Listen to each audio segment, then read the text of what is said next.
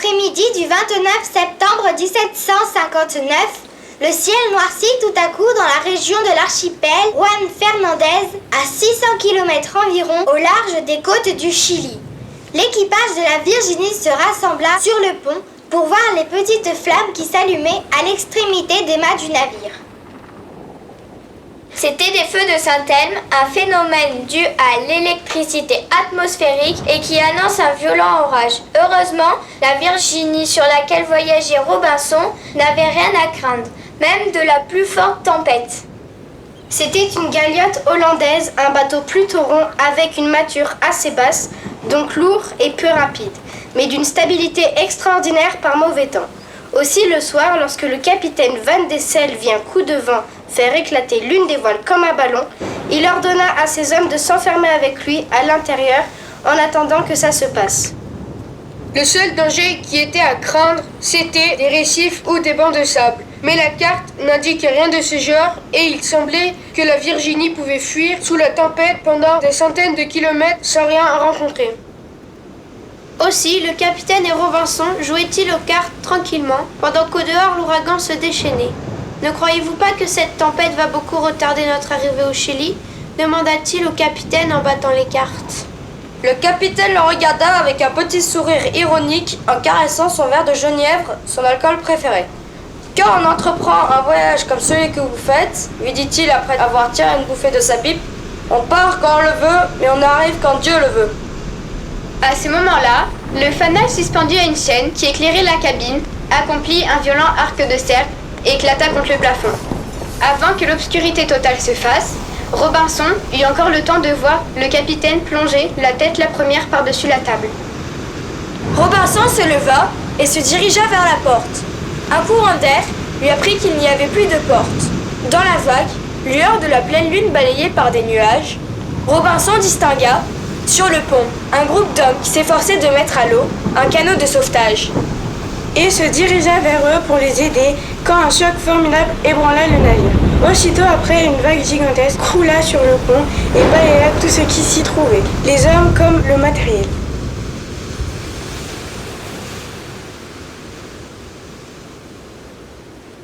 Lorsque Robinson reprit connaissance, il était couché, la figure dans le sable. Une vague déferla sur la grève mouillée et vint lui lécher les pieds. Il se laissa rouler sur le dos. Des mouettes, noires et blanches, tournoyaient dans le ciel, redevenues bleues après la tempête. Robinson s'assit avec effort et ressentit une vive douleur à l'épaule gauche. La plage était jonchée de poissons morts, de coquillages brisés et d'algues noires rejetées par les flots. À l'ouest, une falaise rocheuse s'avançait dans la mer et se prolongeait par une chaîne de récifs. C'était là que se dressait la silhouette de la Virginie, avec ses mains arrachées et ses cordages flottant dans le vent. Robinson se leva et fit quelques pas. Il n'était pas blessé, mais son épaule contusionnée continuait à lui faire mal. Comme le soleil commençait à brûler, il se fit une sorte de bonnet en roulant de grandes feuilles qui croissaient au bord du rivage.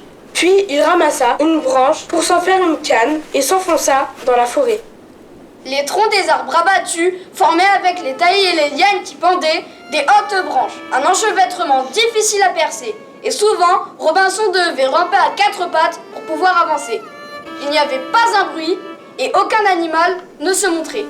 Aussi, Robinson fut-il bien étonné en apercevant à une centaine de pas la silhouette d'un bouc sauvage à poils très longs qui se dressait immobile et qui paraissait l'observer.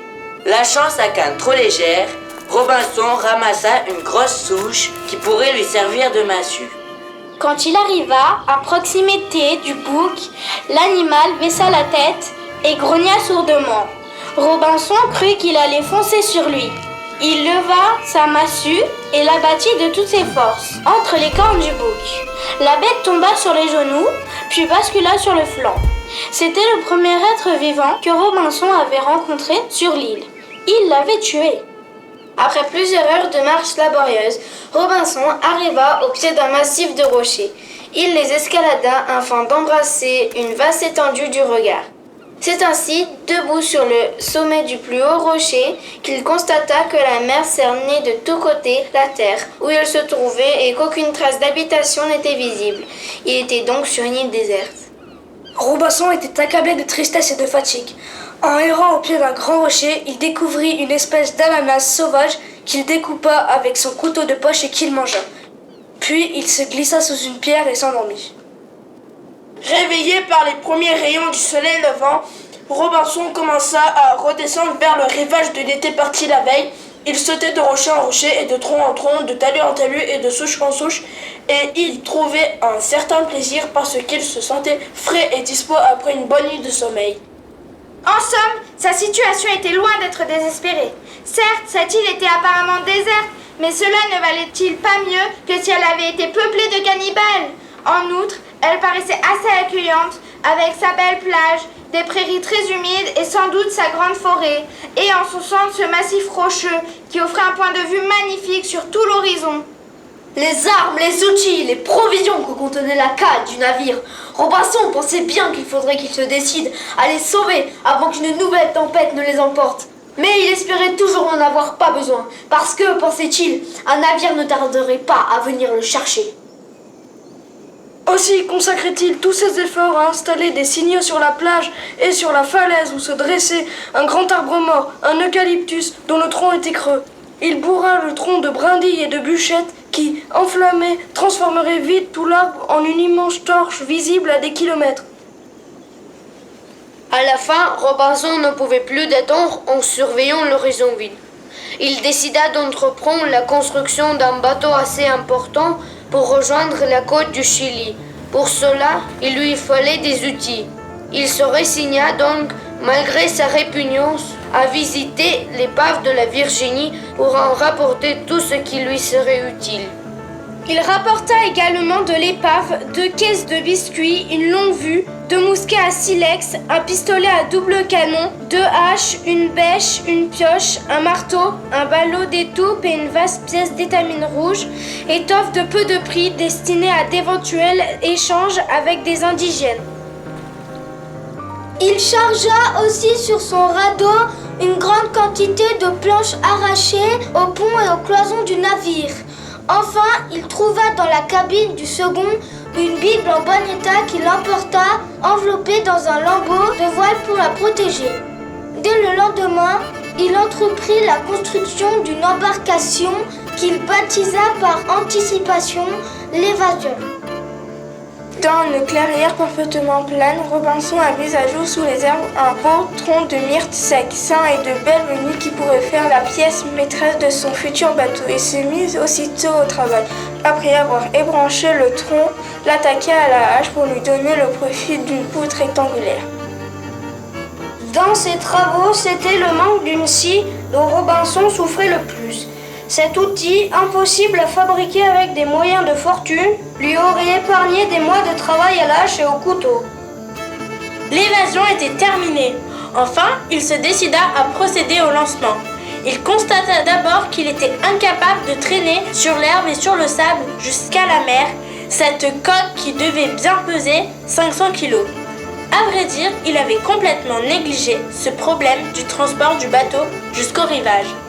C'était en partie parce qu'il avait trop lu la Bible et surtout les pages concernant l'arche de Noé. Il essaya de faire glisser des rondins sous la quille pour la faire rouler. Rien ne bougeait. Au bout de 3 jours d'efforts inutiles, la fatigue et la colère lui brouillaient les yeux. Il songea alors à creuser depuis la mer une tranchée dans la falaise jusqu'à l'emplacement du bateau. Celui-ci pourrait glisser dans cette tranchée et se retrouver ainsi au niveau du rivage. Il se jeta au travail. Puis il calcula qu'il lui faudrait des dizaines d'années de travaux de terrassement pour réaliser ce projet. Il renonça.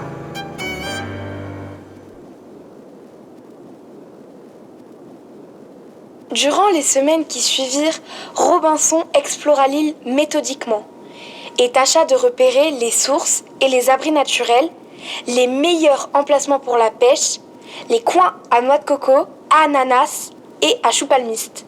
Il établit son dépôt général dans la grotte qui s'ouvrait dans le massif rocheux du centre de l'île. Il y transporta tout ce qu'il put arracher à l'épave qui avait résisté par chance aux tempêtes des mois précédents. Il y rangea 3 coffres de vêtements, 5 sacs de céréales, 2 corbeilles de vaisselle et d'argenterie, plusieurs caisses d'objets hétéroclites. Chandeliers, éperons, bijoux, loupe, lunettes, canif, carte marine, miroir, dés à jouer.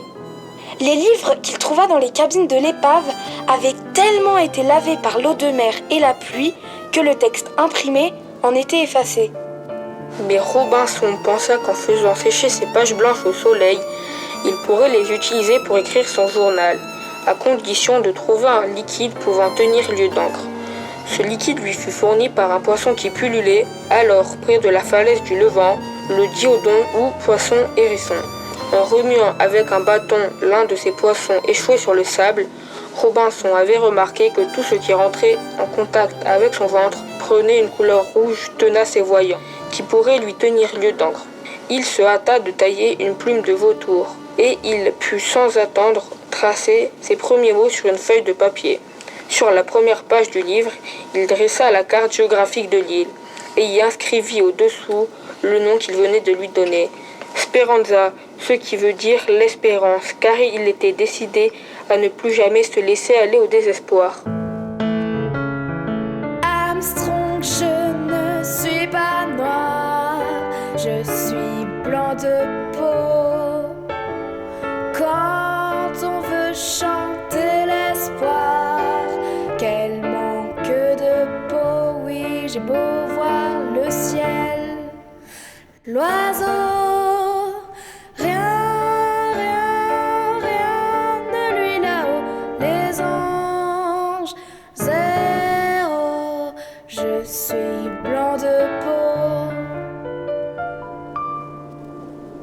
Parmi les animaux de l'île, les plus utiles seraient à coup sûr les chèvres et les chevreaux qui s'y trouvaient en grand nombre, pourvu qu'ils parviennent à les domestiquer. Or, si les chevrettes se laissaient assez facilement approcher, elles se défendaient farouchement dès qu'ils tentaient de les traire. Il construisit donc un enclos en liant horizontalement des perches sur des piquets qu'il habilla ensuite de lianes entrelacées. Il y enferma des chevreaux très jeunes qui attirèrent leur mère par leurs cris. Robinson libéra ensuite les petits et attendit plusieurs jours. Alors, les pies gonflées de lait commencèrent à faire souffrir les chèvres qui se laissaient traire avec empressement. L'examen des sacs de riz, de blé, d'orge et de maïs qu'il avait sauvés de l'épave de la Virginie réserva à Robinson une lourde déception. Les souris et les charansons en avaient dévoré une partie dont il ne restait plus que de la balle mélangée à des crottes. Une autre partie était gâtée par l'eau de pluie et de mer. Il fallut trier chaque céréale grain par grain, un travail de patience long et fatigant. Mais Robinson put ensemencer quelques acres de prairies qu'il avait auparavant brûlés et ensuite labourés avec une plaque de métal provenant de la Virginie et dans laquelle il avait pu percer un trou assez large pour y introduire un manche. Ainsi, Robinson, en créant un troupeau domestique et un champ cultivé, avait commencé à civiliser son île. Mais ce n'était encore qu'une œuvre fragile et limitée, et il avait souvent la révélation que l'île restait une terre sauvage et hostile. Lorsque fut venu le temps de la moisson, il chercha ce qui pourrait lui tenir lieu de faucille ou de faux, et ne trouva finalement qu'un vieux sabre d'abordage. Il voulut d'abord procéder méthodiquement, comme il avait vu faire les paysans de la campagne de chez lui. Mais à manier cette arme héroïque, il fut pris d'une sorte d'ardeur belliqueuse. Et il avança en le faisant tournoyer au-dessus de sa tête et en poussant des rugissements furieux. Peu d'épis furent gâtés par ce traitement, mais la paille, hachée, dispersée, piétinée, était inutilisable. Ayant égrené ses épis en les battant au fléau dans une voile pliée en deux, il vana son grain en le faisant couler d'une corbeille dans une autre. En plein air, un jour de vent vif qui faisait voltiger au loin la balle et les menus déchets. À la fin, il constata avec fierté que sa récolte se montait à 30 gallons de blé et à 20 gallons d'orge. Il avait préparé pour moudre son grain un mortier et un pilon, un tronc d'arbre évidé et une forte branche à l'extrémité arrondie. Et le four était garni pour la première cuisson. C'est alors qu'il prit soudain la décision de ne pas faire un corps de pain et de consacrer toute sa récolte au prochain ensemencement de ses terres.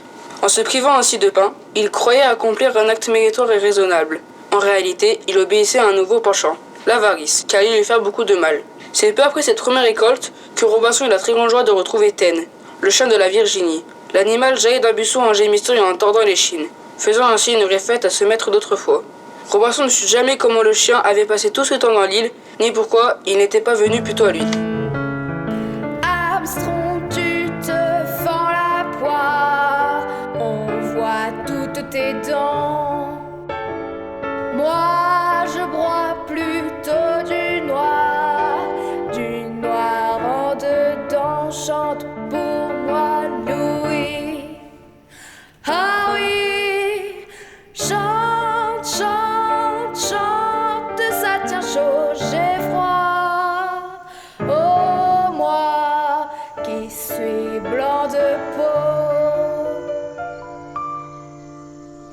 La présence de ce compagnon le décida à mettre à exécution un projet qu'il avait depuis longtemps.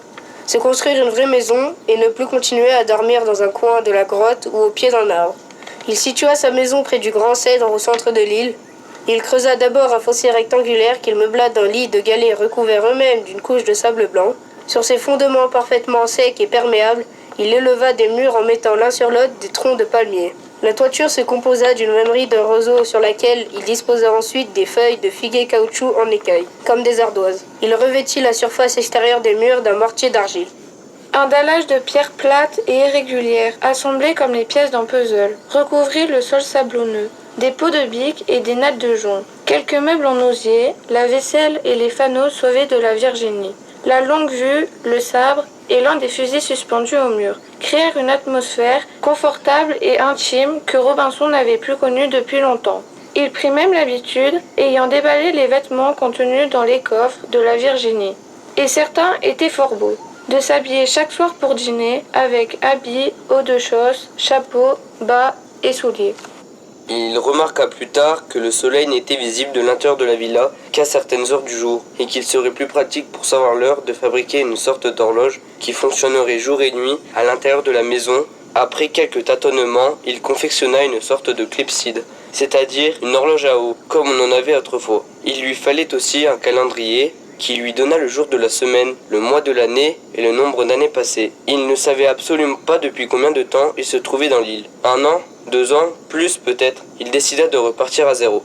Robinson n'avait jamais été coquet et il n'aimait pas particulièrement se regarder dans les glaces. Pourtant, cela ne lui était pas arrivé depuis si longtemps qu'il fut tout surpris un jour en sortant un miroir des coffres de la Virginie de revoir son propre visage. En somme, il n'avait pas tellement changé, si ce n'est peut-être que sa barbe avait allongé et que de nombreuses rides sillonnaient son visage. Ce qui inquiétait tout de même, c'était l'air sérieux, qu'il avait une sorte de tristesse qui ne le quittait jamais. Il essaya de sourire, là il éprouva comme un choc, en s'apercevant qu'il n'y arrivait pas. Il avait beau se forcer, essayer à tout prix de plisser ses yeux et de relever le bord de sa bouche, impossible, il ne savait plus sourire. Armstrong l'avait, quelle histoire, c'est pas très marrant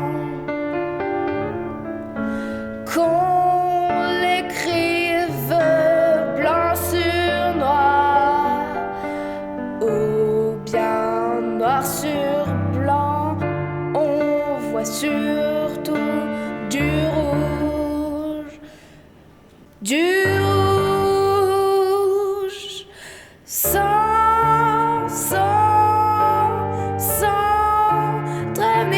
repos qu'on soit,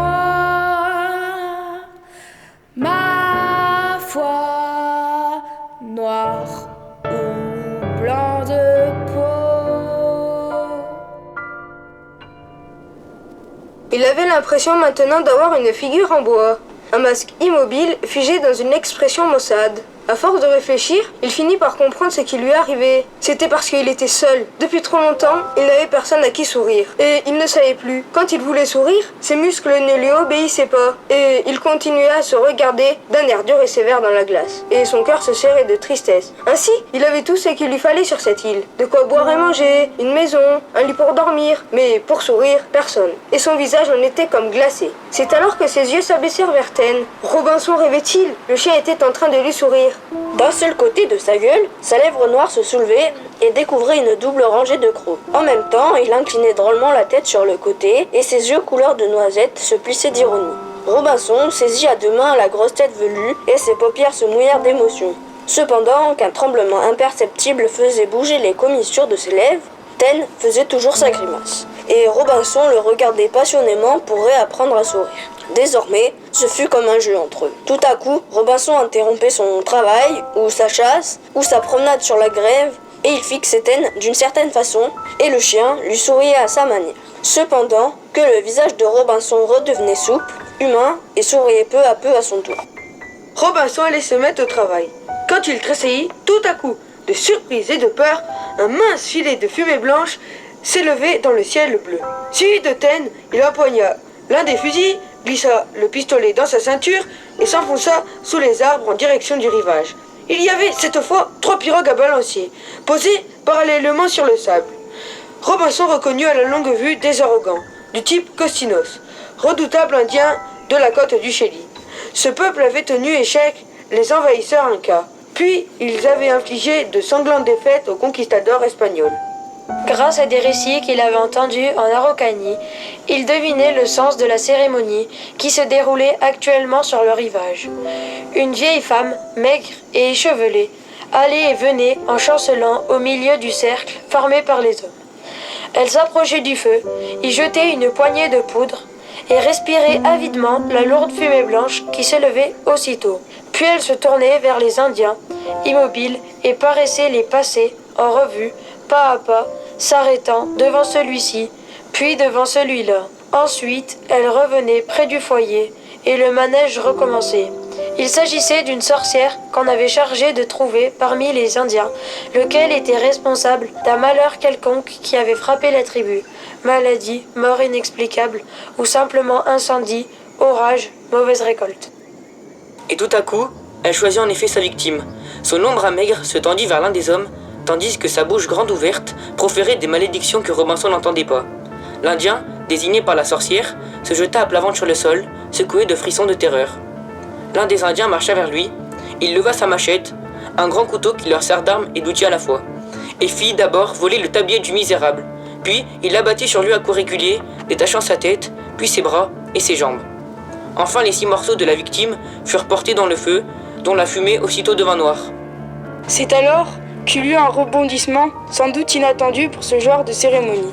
La sorcière, qui était accroupie sur le sol, se releva tout à coup, courut vers l'un des hommes, et tendant vers lui son bras maigre, elle ouvrit la bouche toute grande pour proférer un flot de malédictions que Robinson devinait sans pouvoir les entendre.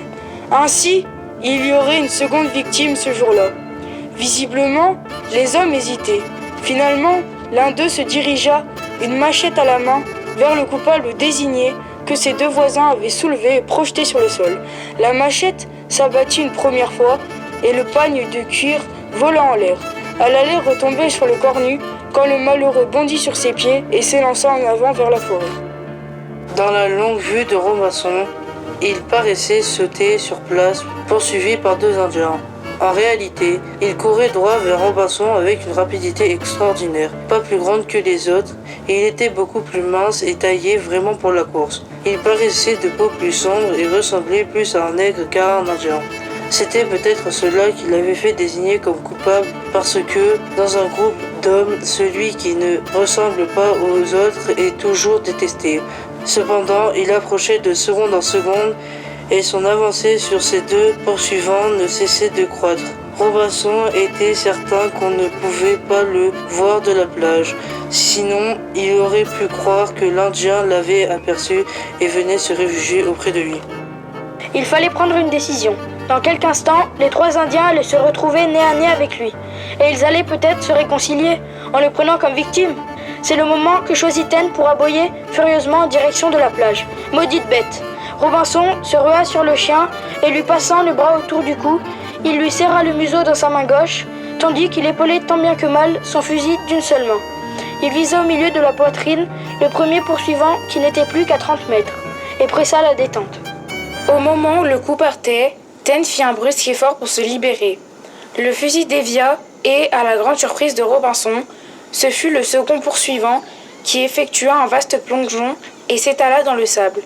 L'Indien qui le précédait s'arrêta, rejoignit le corps de son camarade sur lequel il se pencha, se releva, inspecta le rideau d'arbres où s'achevait la plage et, finalement, s'enfuit à toutes jambes vers le cercle des autres Indiens. À quelques mètres de là, dans un massif de palmiers nains, l'Indien rescapé inclinait son front jusqu'au sol et cherchait à tâtons de la main le pied de Robinson pour le poser en signe de soumission sur sa nuque. Robinson s'était longuement demandé comment il appellerait l'Indien. Il ne voulait pas lui donner un nom chrétien aussi longtemps qu'il ne serait pas baptisé. Il décida finalement de lui donner le nom du jour où il l'avait recueilli. C'est ainsi que le second habitant de l'île s'appela Vendredi. Quelques mois plus tard, Vendredi avait appris assez d'anglais pour comprendre les ordres de son maître. Il savait aussi défricher, labourer, semer, herser, repiquer, sarcler, faucher, moissonner, battre, moudre, pétrir et cuire le pain. Il savait traire les chèvres, faire du fromage, ramasser les œufs de tortue, en faire une omelette, raccommoder les vêtements de Robinson et cirer ses bottes. C'était devenu un serviteur modèle. Le soir, il endossait une livrée de laquais et assurait le service du dîner du gouverneur. Puis, il bassinait son lit avec une boîte en fer remplie de braise. Enfin, il allait s'étendre sur une litière qu'il tirait contre la porte de la maison et qu'il partageait avec Taine. Robinson, lui, était content, parce qu'il avait enfin quelqu'un à faire travailler et à qui il pouvait tout enseigner de la civilisation. Vendredi savait maintenant que tout ce que son maître lui ordonnait était bien, que tout ce qu'il lui défendait était mal. Il est mal de manger plus que les proportions prévues par Robinson. Il est mal de fumer la pipe, de se promener tout nu et de se cacher pour dormir quand il y a du travail. Vendredi avait appris à être soldat quand son maître était général, enfant de cœur quand il priait, maçon quand il construisait et porteur quand il voyageait.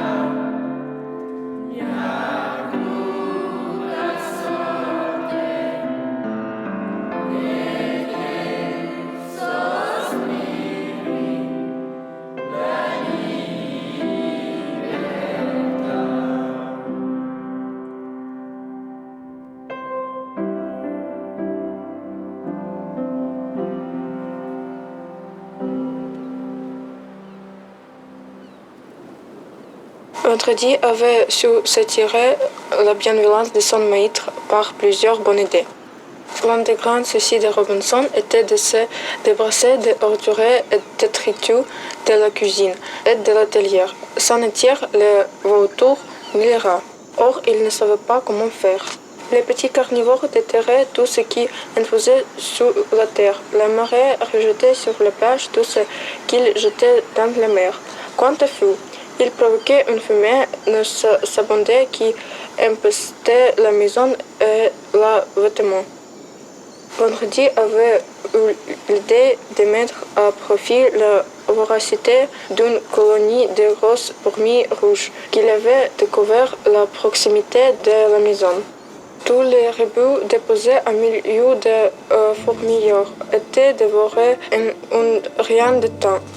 Elles apparaissent rapidement, nues, secs et parfaitement nettoyées de tout chair. Vendredi apprit aussi à Robinson à se servir de bolas. Les bolas sont très répandues en Amérique du Sud et sont une arme formée en 3 galets ronds attachés à des cordelettes réunies en étoiles. Lancées adroitement, elles tournent comme des étoiles à 3 branches et dès qu'elles sont arrêtées par un obstacle, elles l'entourent et le ligotent solidement. Robinson, qui craignait toujours un retour offensif des Indiens, lui fit reconnaissant d'avoir ajouté à son arsenal cette arme silencieuse, facile à remplacer et cependant meurtrière. Ils s'exercèrent longtemps sur la grève en prenant pour cible un tronc d'arbre de la grosseur d'un homme. Enfin, l'Indien eut l'idée de fabriquer pour Robinson et lui une pirogue semblable à celle de son pays. Il commença à creuser à la hache le tronc d'un pin très droit et de grande envergure. Travail lent et patient qui ne ressemblait pas à la hâte fiévreuse dans laquelle Robinson avait construit l'évasion. D'ailleurs, encore vexé par son échec, Robinson se contentait de regarder travailler son compagnon. Lorsqu'elle fut terminée, Vendredi descendit la pirogue vers la plage, entourée par les gambades de Taine, et suivi de loin par un Robinson de mauvaise humeur. Mais lorsque le petit bateau commença à danser sur les vagues, Robinson fut bien obligé de renoncer à sa jalousie et, prenant place derrière Vendredi, ils firent pour la première fois le tour de l'île par mer. Tout allait bien en apparence. L'île prospérait. Vendredi travaillait dur et Robinson régnait en maître. Ten qui vieillissait faisait des siestes de plus en plus longues. La vérité, c'est qu'ils s'ennuyaient tous les trois. Vendredi était docile par reconnaissance. Il voulait faire plaisir à Robinson qui lui avait sauvé la vie. Mais il ne comprenait rien à toute cette organisation, à ses codes, à ses cérémonies, et même la raison d'être des champs cultivés, des bêtes domestiquées et des maisons lui échappaient complètement. Robinson avait beau lui expliquer que c'était comme cela en Europe dans les pays civilisés, il ne voyait pas pourquoi il fallait faire la même chose sur l'île déserte du Pacifique. De son côté, Robinson voyait bien que Vendredi n'approuvait pas du fond du cœur cette île bien trop administrée qui était l'œuvre de sa vie. Certes, Vendredi faisait de son mieux, mais dès qu'il avait un moment de liberté, il ne faisait que des bêtises. Vendredi avait découvert la cachette où Robinson dissimulait le barillet à tabac et la longue pipe en porcelaine du capitaine Van de Zee.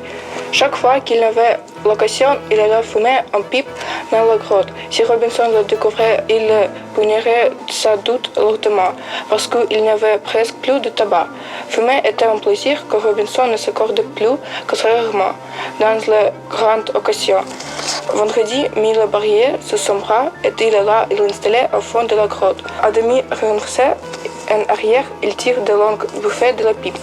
Puis il chasse de ses poumons un nuage bleu qui s'épanouit dans la faible lumière, provenant de l'entrée de la grotte. Il s'apprête à tirer une nouvelle bouffée de la pipe quand des cris et des aboiements lointains lui parviennent. Robinson est revenu plus tôt que prévu et il l'appelle d'une voix menaçante. Déjà, un claquement retentit. Robinson a donc sorti son feu. Sans doute s'est-il enfin aperçu de la disparition du baril de tabac. Vendredi se lève et marche vers le châtiment qui l'attend. Soudain, il s'arrête. Que faire de la pipe qu'il tient toujours dans sa main?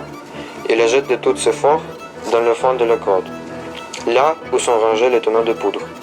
Puis, apparemment, il va rejoindre Robinson. Robinson est furieux. Quand il voit Vendredi, il lève son fouet. C'est alors que 40 tonnes de poudre font explosion.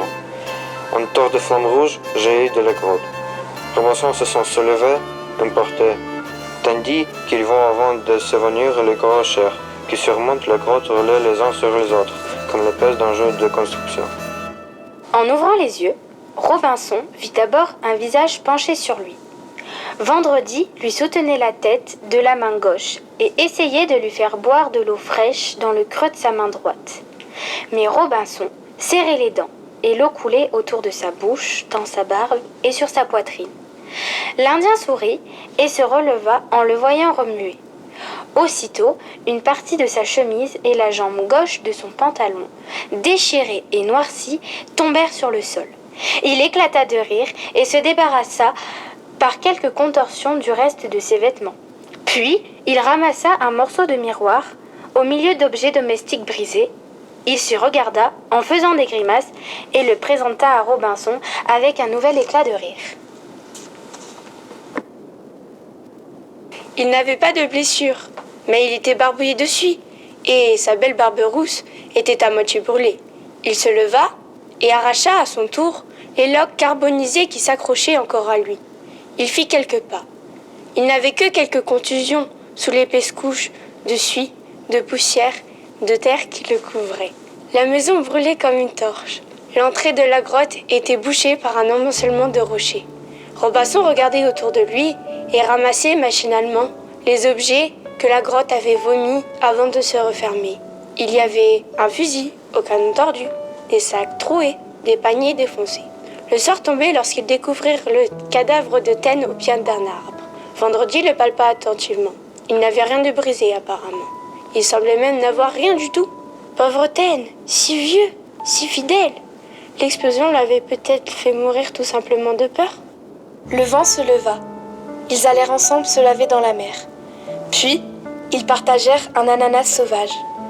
Et Robinson se souvint que c'était la première chose qu'il eut à manger dans l'île après le naufrage. Enfin, ils s'étendirent au pied du grand cèdre pour essayer de dormir. Robinson réfléchissait en regardant la lune, entre les branches noires du cèdre. Ainsi, toute l'œuvre qu'il avait accomplie, ses cultures, ses élevages, ses constructions, toutes les provisions qu'il avait accumulées dans la grotte, tout cela était perdu par la faute de Vendredi. Et pourtant, il ne lui en voulait pas. La vérité, c'est qu'il en avait assez depuis longtemps de cette organisation ennuyeuse et tracassière, mais qu'il n'avait pas le courage de la détruire. Maintenant, ils étaient libres tous les deux. Robinson se demandait avec curiosité ce qui allait se passer. Et il comprenait que ce serait désormais Vendredi qui mènerait le jeu. Il regardait toujours le ciel en réfléchissant quand il vit tout à coup la lune glisser très vite derrière une branche et réapparaître de l'autre côté. Puis elle s'arrêta. Et tout de suite après recommença à glisser dans le ciel nord. Au même moment, un épouvantable craquement retentit. Robinson et Vendredi sautèrent sur leurs pieds. Ce n'était pas la lune qui bougeait, c'était l'arbre qui était en train de s'écrouler. Miné par l'explosion, le grand cèdre n'avait pas pu résister au vent de la nuit. Il s'abattit dans la forêt, écrasant sous lui des dizaines d'arbustes. Et le sol trembla sous le choc de l'énorme tronc. Vendredi commença leur nouvelle vie par une longue période de sieste. Ils passaient des journées entières dans le hamac de lianes tressées qu'il avait tendu entre deux palmiers au bord de la mer. Il bougeait si peu que les oiseaux venaient se poser dans les arbres tout près de lui. Alors il tirait sur eux avec sa sarbacane et le soir il faisait rôtir avec Robinson le produit de cette sorte de chasse. Certainement la méthode la plus paresseuse qu'il exista. De son côté, Robinson avait commencé à se transformer complètement. Avant, il portait des cheveux très courts, presque ras, et au contraire une grande barbe qui lui donnait un air de grand-père. Il coupa sa barbe, qui avait été d'ailleurs déjà abîmée par l'explosion, et il laissa pousser ses cheveux qui formèrent des boucles dorées sur toute sa tête. Du coup, il paraissait beaucoup plus jeune, presque le frère de Vendredi. Il n'avait plus du tout la tête d'un gouverneur et encore moins d'un général. Son corps aussi s'était transformé. Il avait toujours craint les coups de soleil, d'autant plus qu'il était roux. Quand il devait rester au soleil, il se couvrait des pieds à la tête, mettait un chapeau et n'oubliait pas de surcroît sa grande ombrelle en peau de chèvre. Aussi, il avait une peau blanche et fragile comme celle d'une poule plumée. Encouragé par Vendredi, il commença à s'exposer nu au soleil.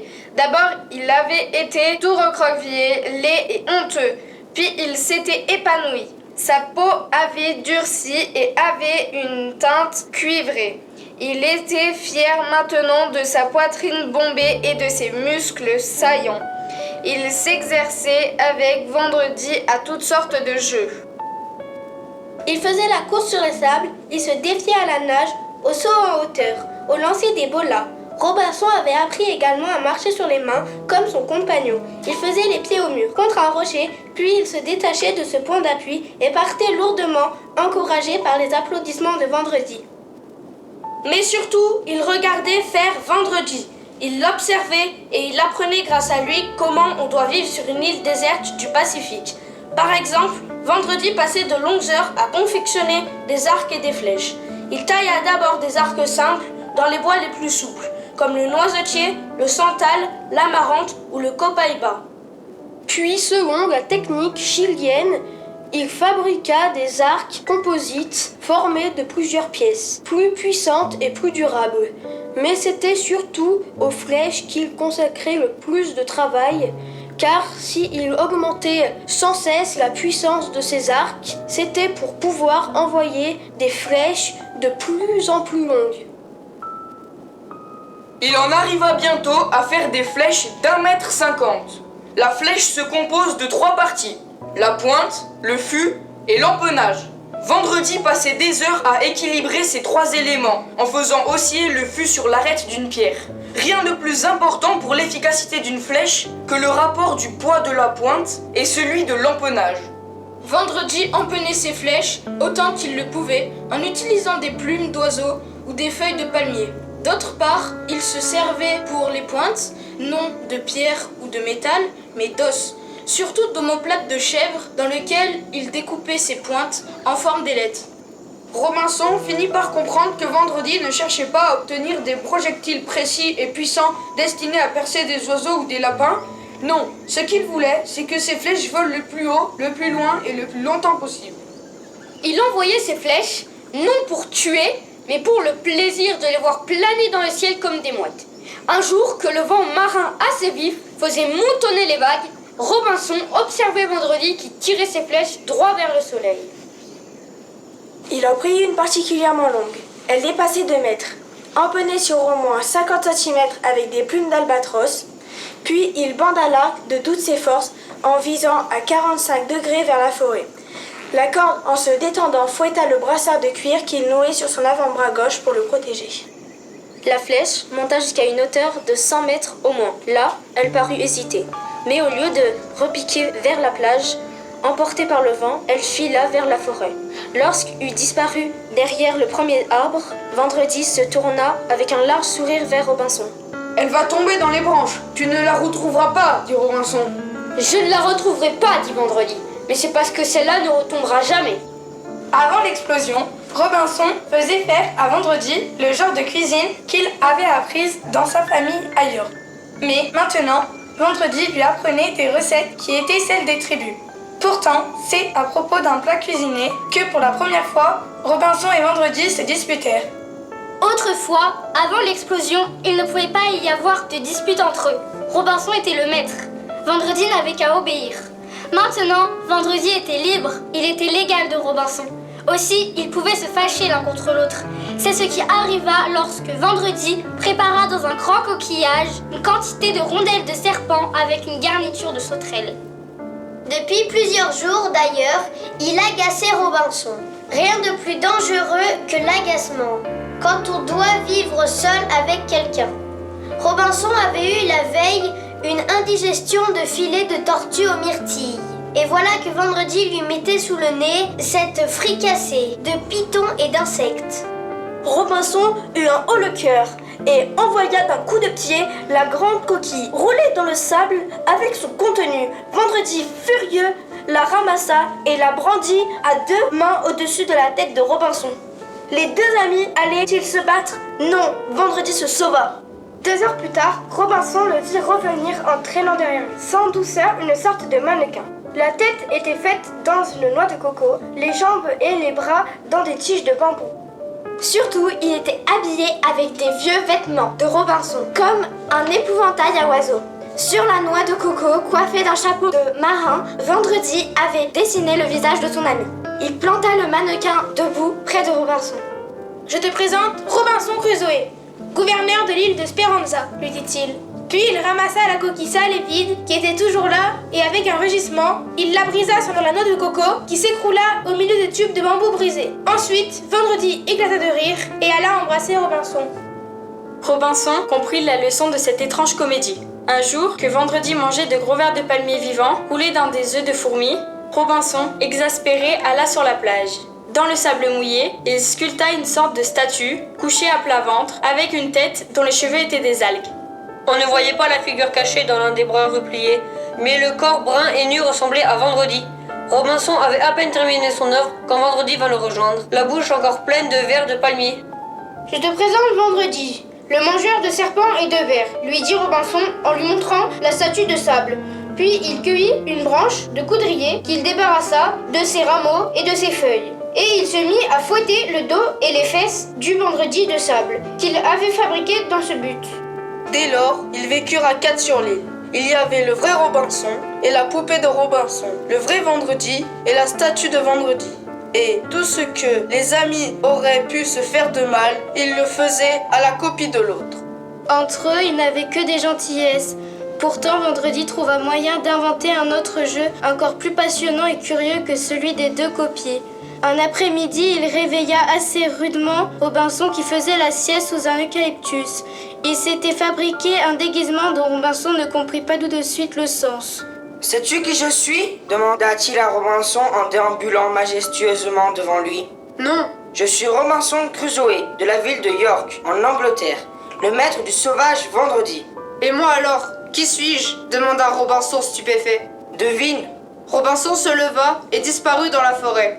Si Vendredi était Robinson, le Robinson d'autrefois, maître de l'esclave Vendredi, il ne restait à Robinson qu'à devenir Vendredi, le Vendredi esclave d'autrefois. Ils jouèrent souvent à ce jeu. Robinson avait compris que ce jeu faisait du bien à Vendredi, parce qu'il le guérissait du mauvais souvenir qu'il avait de sa vie d'esclave. Mais à lui aussi, Robinson, ce jeu faisait du bien, parce qu'il avait toujours un peu de remords d'avoir été un maître dur pour Vendredi.